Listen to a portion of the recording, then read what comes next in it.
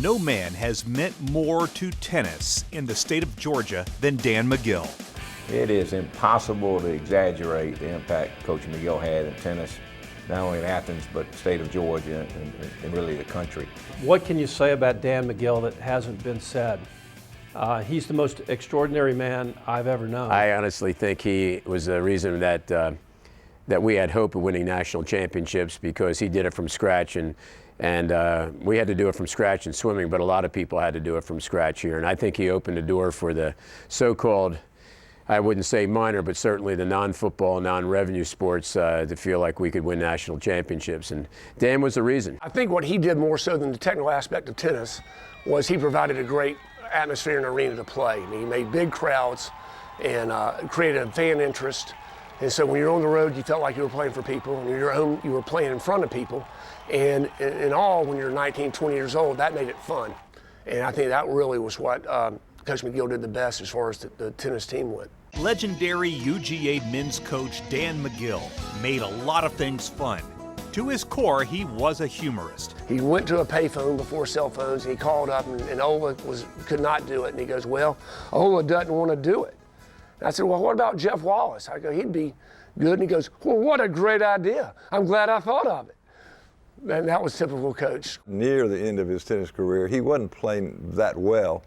And at the end of the day, when we played, he'd go up and shake hands, and he'd say, fellas, I've just hit my last tennis ball. And we'd say, no, come on, Dan, you played fine, you know, you ought to just keep on playing. Because we wanted to keep on playing with him, we wanted to be with him, etc. And he'd say, no, I'm just not playing well, it's not any fun for anybody. So we'd try to just encourage him to do it, but he would stick to that. And then I'd get home from playing, and about 4 o'clock that afternoon, I'd get a call. It was from Dan. Jerry, can you play 10 o'clock next Tuesday morning? But he was also part tactician, part writer, part player, part coach. The only thing he did in full was achieve and succeed. When I retired, I resumed playing doubles with Daddy and his friends. As everyone who's played with my dad knows, he would only allow a 3-minute warm-up. Daddy pulled me aside and said, Merritt and Bert are both weaker on the forehand. And I said, well, who cares? And he said, I do. I like to win every point. So that welcomed me back to the world of Dan Magill, where winning isn't just the preferred thing, it's the only thing. Winning was important, and he won 2 NCAA titles in the process of winning 706 matches. Those 2 titles came late in his career.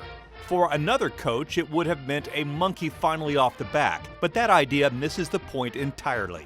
He loved playing tennis, coaching tennis, interacting with his players. I don't think he would have felt that all the years leading up to that were just a prelude to winning the national championship. That was the icing on the cake, but the whole process is what he loved. And if he'd never won a national championship, I think he would have been just as happy and just as self-fulfilled. Magill retired as the men's coach in 1988, and for the next coach, it was a lot like taking over for Bear Bryant dressed in tennis shorts. It wasn't easy, certainly wasn't easy. But many people that have to succeed a legend have a little bit of angst. Coach Magill was there for me. I knew he was wanting me to succeed. He didn't look over my shoulder, but he always told me he would be there if I needed anything. And so I was able to count on him and on his advice. And I was, always bouncing things, from him and getting his opinion on things. And he never overwhelmed me. The last 25 years of his life were about supporting his school and mentoring those he met along the way. Being there with him in those, just precious moments that were formative for me. And to see him, a man of character, a man of great judgment, a great sense of humor, and someone that cared so much about everyone he came across. I've always been of the opinion that one of the best things that can happen to a young man in his formative years is to have an older friend, a mentor, but a true friend as well.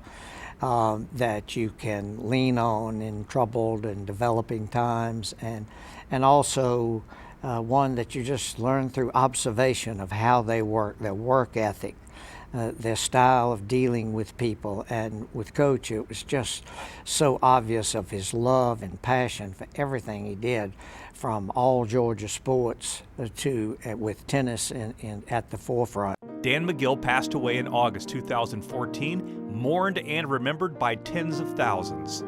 Even now, after Dan passed, thinking about him, I'm sad that he's gone, but I'm happy that I knew him, and when I think about him, I only chuckle and laugh because we had such a great time. And he spent his whole life doing what he loved.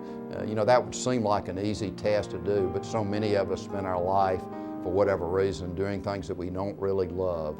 And Daddy was lucky enough to do what he loved his whole life. The greatest Bulldog of them all, Dan Magill, is a member of the Georgia Tennis Hall of Fame.